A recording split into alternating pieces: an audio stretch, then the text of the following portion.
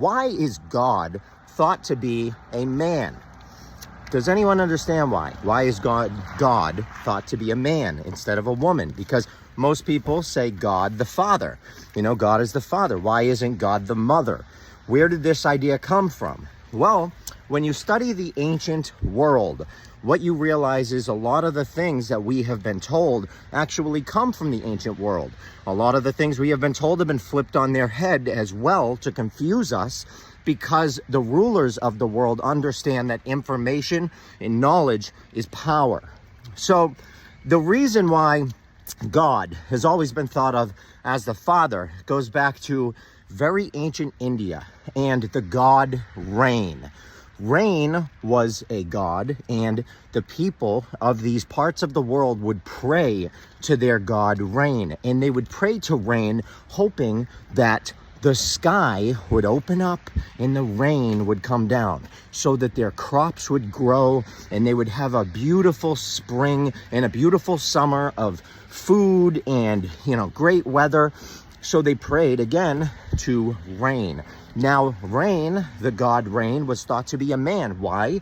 Because the water was his you-know-what. So the god Rain would you-know-what over the world and everything would grow.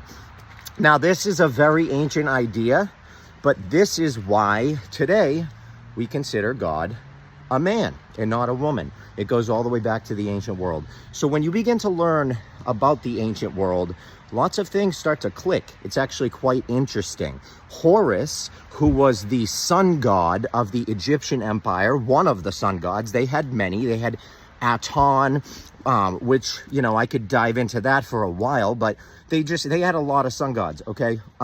Now, even Amon-Ra was a sun god, okay? And that, we take that phrase into Christianity today, amen.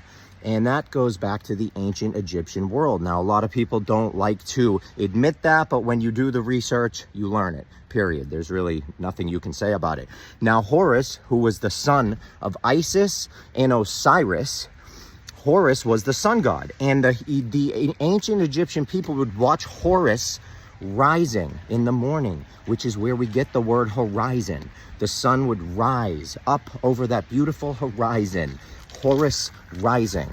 Okay, so all of these words are connected. When you learn what the word church really means and how it goes back to Circe, who is actually a Greek goddess who would lure men into their house, enchanting them with magic, sleep with them, and then eat them, turn them into farm animals and eat them. When you learn the meaning of these words and where they came from, it gets really interesting. So if you want to learn this stuff, you can check out my website. And if not, that's okay too, because this is my opinion based on my research.